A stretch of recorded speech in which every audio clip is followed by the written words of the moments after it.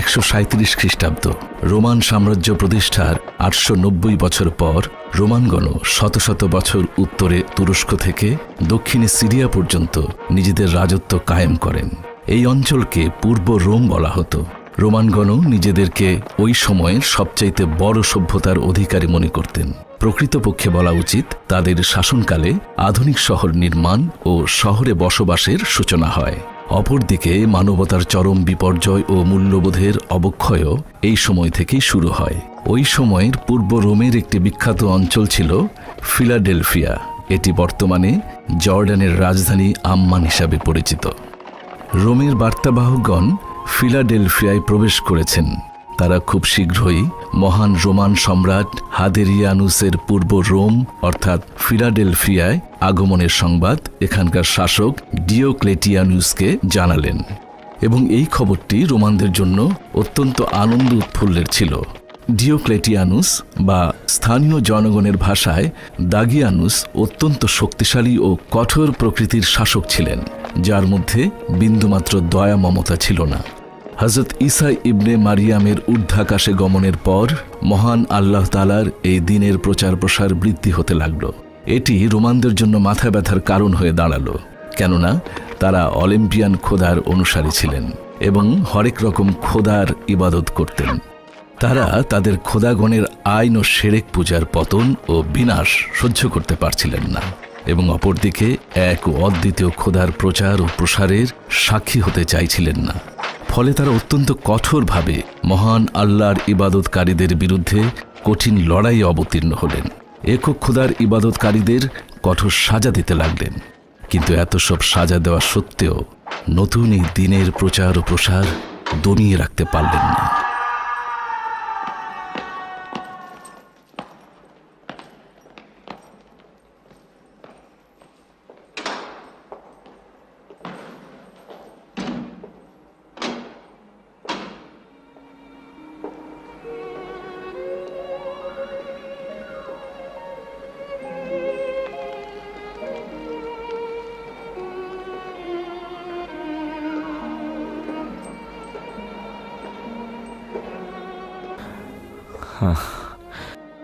দেখ পলতুন, এটাই তোর জন্য সর্বশেষ সূর্যোদয়। সম্ভবত আগামীকালের সূর্যোদয় আর দেখতে পাবো না।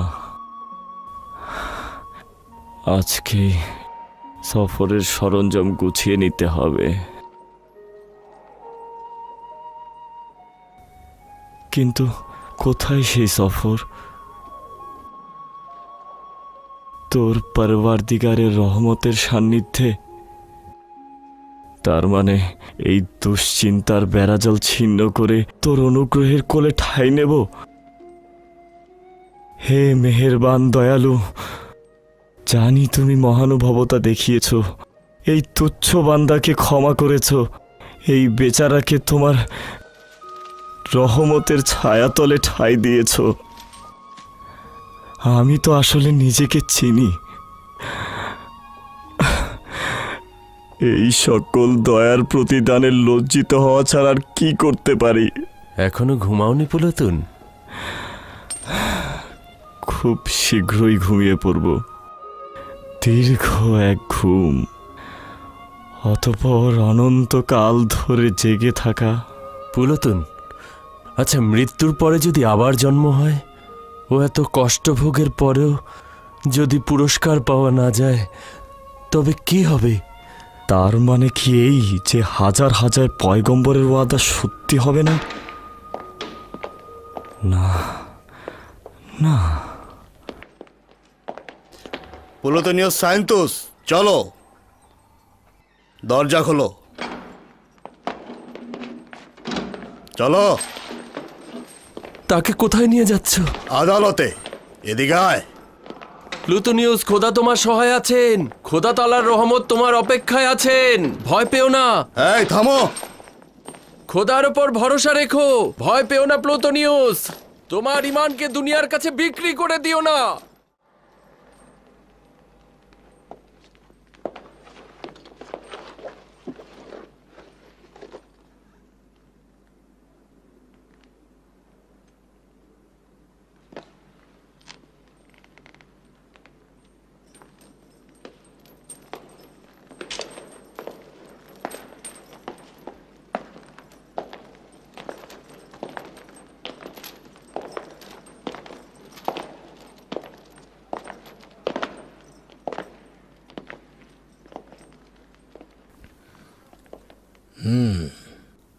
প্লুটোনিউস সাইন্তুস, জাতীয়তা রোমান, কোথাকার অধিবাসী? ফিলাডেলফিয়া শহরের। অভিযোগ কি?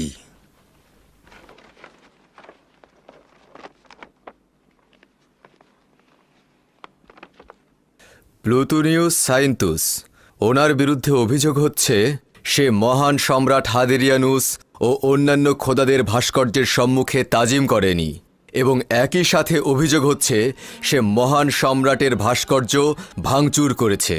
অতঃপর তওবা করার পরিবর্তে পরাক্রমশালী রোমান খোদা ও জুপিটারকে অস্বীকার করেছে, এবং একই সাথে তুচ্ছ ও গোলামদের দিন অর্থাৎ ঈসা মসিদের দিন সে গ্রহণ করেছে।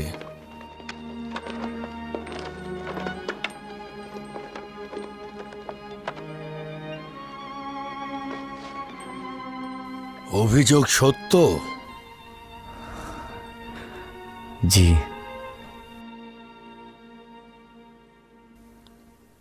তোর শাস্তি হবে মৃত্যু, আর সেটাও হবে সবচাইতে কঠিন ও নির্মম মৃত্যু।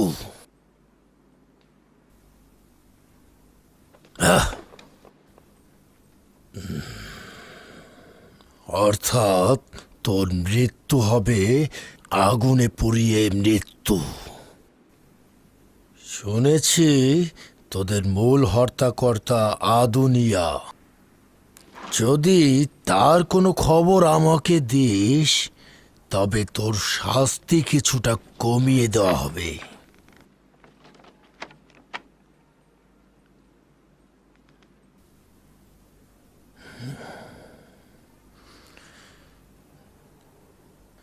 নির্বোধ!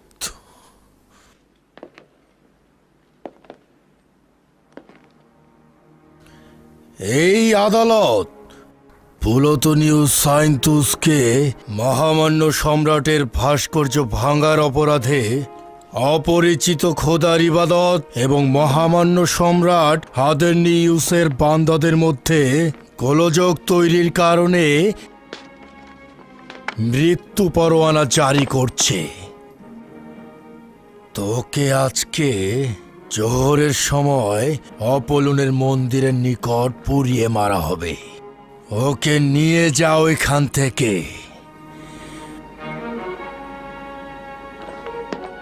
নিয়ে যাও ওকে।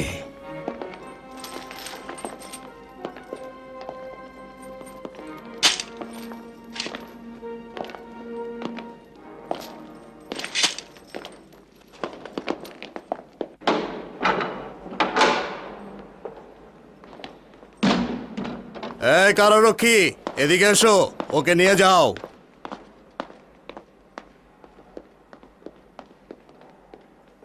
আয়।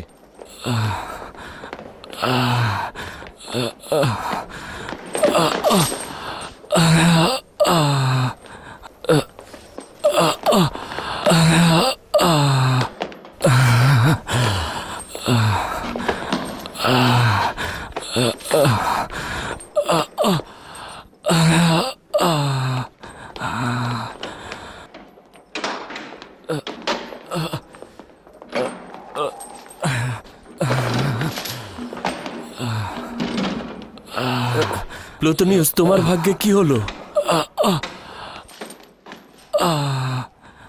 তোমার তোমার রায় কি হলো? আজ প্রজাপতির ন্যায় আগুনে পুড়ে মারা যাব। হ্যাঁ, আগুনে? আগুনে।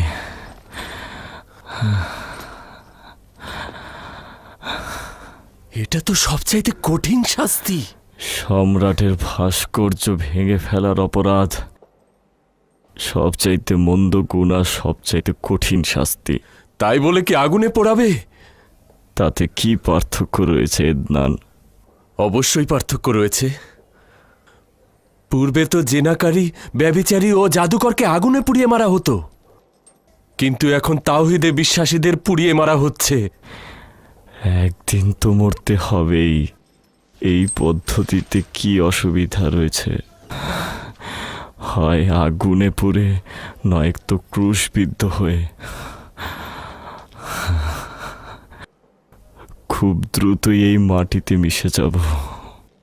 কি অবাক ব্যাপার, মাটি থেকেই জন্ম নিলাম, এই মাটি থেকেই খাবার সংগ্রহ করলাম, আবার সেই মাটিতেই মিশে যাব। কিন্তু কিন্তু ভয় হচ্ছে। তার মানে তুমি মরতে ভয় পাচ্ছ, তাই না? না, মৃত্যুকে আমি ভয় পাই না, পুনরায় জীবিত হওয়াকে আমি ভয় পাই। জানো, আমি গণনা করে দেখেছি, কয়েক হাজার দিন বেঁচে ছিলাম, কিন্তু এর মধ্যে জীবিত ছিলাম শুধুমাত্র 1 বছর। দুনিয়ার সঙ্গে যেদিন মোলাকাত হলো সেদিন থেকেই বাঁচতে শুরু করলাম। এর পূর্বে অসংখ্যবার খোদার সঙ্গে নাফরমানি করেছি, খোদার কাছে পানহা চাইছি এই হাত দ্বারা, এই চোখ দ্বারা, এই পা দ্বারা। অসংখ্য গুনাহ করেছি আমি। এই শেষ সময় জানি না খোদা আমাকে ক্ষমা করেছে কিনা। প্লুতুন, চিন্তা করো না প্লুতুন। তুমি এই সংক্ষিপ্ত সময়ে খোদা তাআলাকে সন্তুষ্ট করতে পেরেছো, এমনকি এখন নিজের জানের বিনিময়ে খোদা তাআলাকে সন্তুষ্ট করছো। তুমি পারবে না, দেখো আমি তোমাকে আমার হারিয়ে দেব। সাথে তুমি পারবে না। এই অযথা চেষ্টা করছো। পারবো না, দাঁড়াও, এখনই দেখাচ্ছি। পারবে না, তোমার কল্পনা। কি হলো? বাবা, কি হলো আমি গালু? মারা গেছি। এসো তোমাকে চুমু দেই। আমি দেখাচ্ছি মজা। আস্তে, পেরিন, এরতুমুতকে নিয়ে যাও। আমি একটা বৃদ্ধ মানুষ, কতবার আর মারা যাব। আস্তে, ঘরে মেহমান রয়েছে। জীবাণু, জি। আমি আর একটু খেলতে চাই। আমরা সকল পৃষ্ঠপোষকতা দিয়ে বঞ্চিতদের সাহায্য করব। নিঃসন্দেহে আপনি আপনার হেকমত ও বুদ্ধিমত্তা দিয়ে হজরত ঈসা মসিহের অনুসারীদের জন্য খুব ভালো একজন প্রহরী হবেন।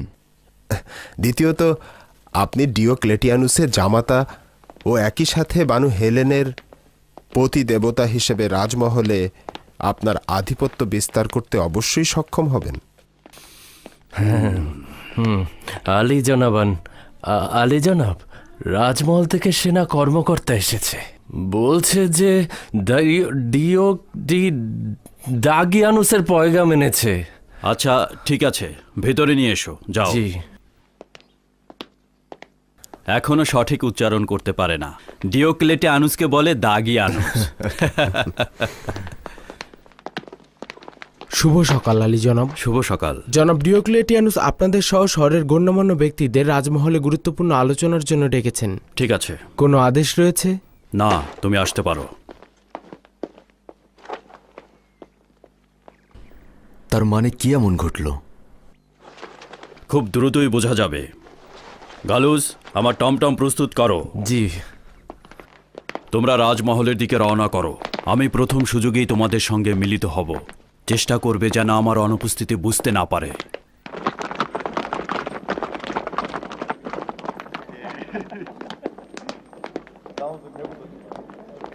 এসো, জোরে হাঁটো।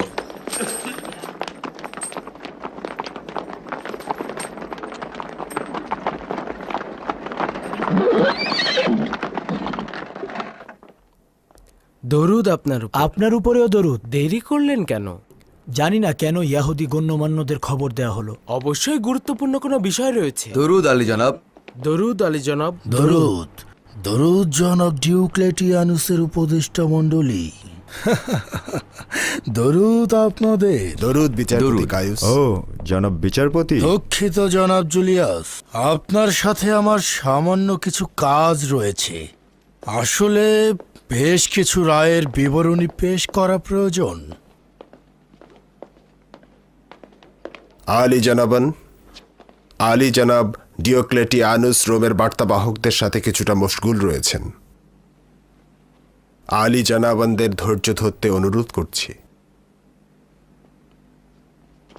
এই সুযোগে তাহলে আমার বিবরণীটা পেশ করে ফেলি। আজ 11 জনকে আটক করা হয়েছে। এর মধ্যে 6 জন ঈসার অনুসারী, বাকিরা বিভিন্ন অপরাধের সঙ্গে যুক্ত। বিচার কাজ কেমন চলছে? খুব বেশি সন্তোষজনক নয়। হযরত ঈসার অধিকাংশ অনুসারী প্রতিরোধ করছে, তবে এদের মধ্যে অনেকের প্রতিবাদ করার সামর্থ্য নেই। তারা তওবা করছে অথবা তওবা করতে বাধ্য হচ্ছে। তওবাকারীগণ কোনো তথ্য দিচ্ছে? কেউ কেউ দিচ্ছে। যেমন ধরুন, ওদের মধ্যে আজ একজন আদনিয়ার গোপনে তাবলিগ করার ব্যাপারে তথ্য দিয়েছে। তাকে গ্রেফতার করেছো? না আলী জনাব, সে একজন ভালো ফাঁদ হতে পারে। যদি তাকে নজরে রাখা যায় তবে হযরত ঈসার সকল অনুসারীকে একসাথে গ্রেফতার করা যাবে। খুবই ভালো কথা, তবে সতর্ক দৃষ্টি রেখো যেন ফাঁদ পালিয়ে না যায়। আর আমিও একজনকে তার দিকে নজর রাখতে বলবো। খোদা তাআলার উপর নিষ্ঠাবান থাকো। খোদা আমাদের সঙ্গে রয়েছে। আমাদের সালাম প্রিয় মওলা হযরত ঈসার নিকট পৌঁছে দিও। হ্যাঁ, পৌঁছে দিও। খোদা তোমার নিকট পানাহা চাইছি। সাহস রেখো, নিজের তালাশকে বৃথা যেতে দিও না। সাহস রেখো। খোদা আমাদের সঙ্গে রয়েছেন। হ্যাঁ, হে খোদা, আমাদের ফরিয়াদ কবুল করুন। তাকে নিও না, তাকে ছেড়ে দাও। বাধা দাও পুলুতুন, পুলুতুন, ছেড়ে দাও। ভয় পেও না পুলুতুন। খোদা তোমার সহায় রয়েছে। ভয় পেও না।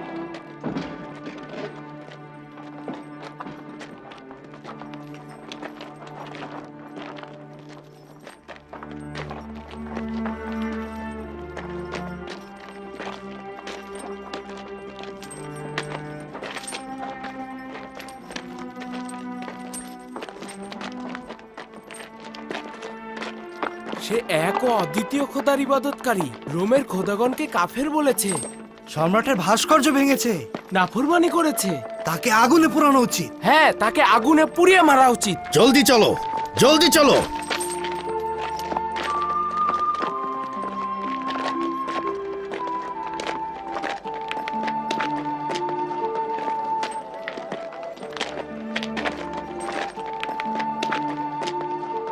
সরে যাও, এক পাশে সরে দাঁড়াও।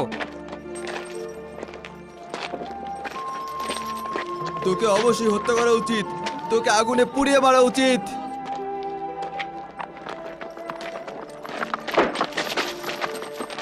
সরে যাও, একপাশে সরে দাঁড়াও। যেতে দাও, যাও, সরো, সরে যাও, সরে দাঁড়াও, সরে দাঁড়াও, সব সরে দাঁড়াও। কেন ওই ইতরটাকে এখনো আনছে না? ওই তো আসছে। ওর জন্য সর্বোচ্চ শাস্তি হচ্ছে ওকে পুড়িয়ে মারা। যদি তাদের শাস্তি আগুনে পুড়িয়ে মারা হয় তাহলে তোমাদের শাস্তি কি হবে? তোমরাও তো একসময় তাদের মতোই ছিলে, সেটাকে ভুলে গেছো? হ্যাঁ, ইহুদিগণ নিজ গোত্রের খোদা ব্যতীত অন্য কোনো খোদার ইবাদত করে না। রোমের খোদা ব্যতীত অন্য যে কোনো খোদার ইবাদতের শাস্তি হচ্ছে মৃত্যু। সে যদি ইয়াহুদার পুত্র হয় তাতেও কোনো কিছু যায় আসে না। কি বললি? ইয়াহুদার গোত্রকে অপমান করার কোনো হক তো নেই। নামিয়ে কথা বল। এই শান্ত হও, তোমরা শান্ত হও। কি হয়েছে তোমাদের? এদিক থেকে সব সরে দাঁড়াও, রাস্তা খালি করে দাও। রাস্তা খালি করে এক পাশে সরে যাও। হ্যাঁ, ওকে পুড়িয়ে মারা উচিত। ওকে মেরে ফেলা হোক। তারাও এক ও পাশে। একটা কাফের, মুনাফিক। ওকে পুড়িয়ে ওর মারা বাঁচার কোনো উচিত। অধিকার নেই। ওকে পুড়িয়ে মারো। ওকে হত্যা ওকে করা আগুনে উচিত। পুড়িয়ে মারা উচিত। হ্যাঁ হ্যাঁ, ওর বেঁচে মরা থাকার উচিত। কোনো অধিকার নাই। ওকে হত্যা পুড়িয়ে মারো। ওকে পুড়িয়ে মারুন, এক্ষুনি পুড়িয়ে মারুন। ওকে শেষ করে ওকে মেরে ফেলো। ওকে শাস্তি দাও। শেষ করে দাও। দাও। ওর বাঁচার দরকার নেই। ওকে মারো ওকে, বাঁচার মারো দরকার নেই। ওকে, মেরে ফেলো।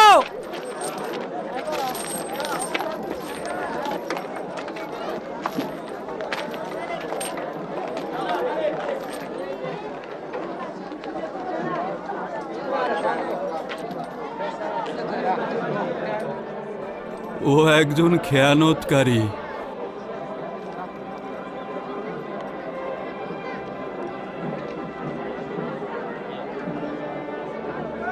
ওকে হত্যা করা উচিত।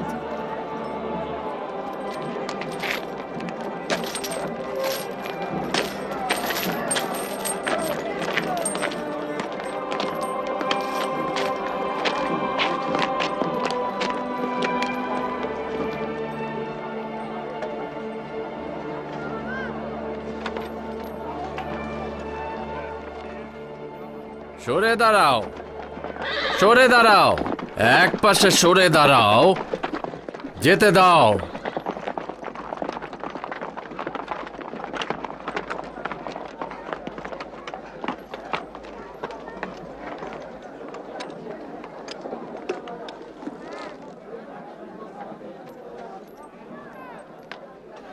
ফিলাডেলফিয়ার মহামান্য আদালতের হুকুম অনুযায়ী আলী জনাব ডিওক্লেটিয়ানুসের ফরমান, ফিলাডেলফিয়ার অধিবাসী প্লুটোনিয়াস সাইন্তুসের খোদার প্রতি অবজ্ঞা, মহান সম্রাটের পবিত্র ভাস্কর্যের সম্মুখে কোরবানি দিতে অস্বীকার করার অপরাধ, ভাস্কর্য ভাঙার অপরাধ এবং সর্বোপরি হযরত ঈসার মিথ্যা ধর্ম ও দ্বীনের প্রতি আকৃষ্ট থাকার কারণে মৃত্যুদণ্ড কার্যকর করা হচ্ছে। এই শাস্তি তাদের জন্যই যারা নতুন এই ধর্মের অনুসারী হবে এবং রোমানদের ফরমানের প্রতি অবাধ্য হবে। আদালতের রায় অনুযায়ী তাদের আগুনে পুড়িয়ে মারা হবে। এখন সেরকমই একটি রায় বাস্তবায়ন করা হবে। তাকে পোড়ানোর পর 3 দিন 3 রাত এইখানে রাখা হবে, যেন পশু পাখির খাবারে পরিণত হয়। যারা রোমের শক্তিশালী খোদা ও মহামান্য সম্রাটের পবিত্র আইন মেনে চলবে না এবং হযরত ঈসার মিথ্যা দ্বীনের পথে চলবে, তাদের জন্য এই মৃত্যু দৃষ্টান্তমূলক শিক্ষা হবে।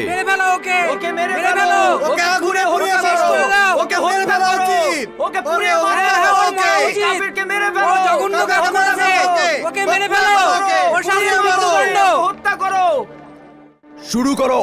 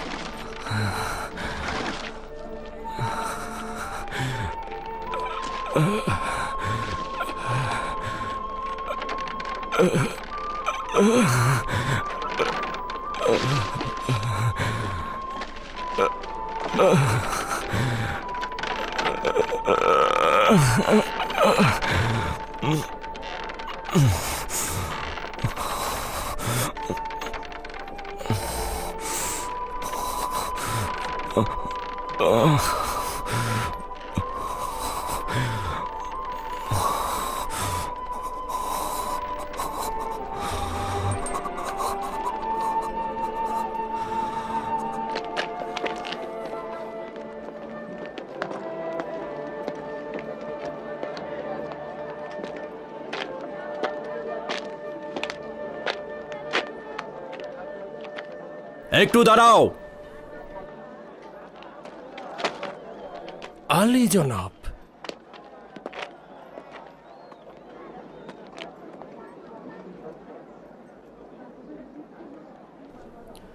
প্লুটোনিয়াস সাইন্তুস, মৃত্যুর পূর্বে তোমার কি কোনো শেষ ইচ্ছা রয়েছে?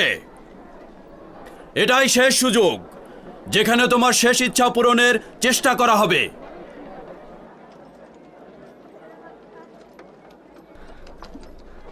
হযরত মারিয়ামের পুত্র হযরত ঈসা বলেছেন, হাকিকতকে যদি অন্ধকারে বলতে ভয় পাও, তবে সেটা একদিন দৃশ্যমান আলোতে ফুটে উঠবে।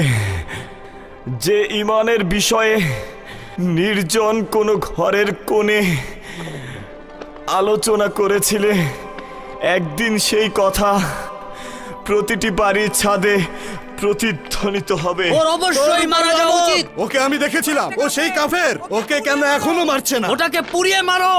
ওকে জলদি পুড়িয়ে মারো।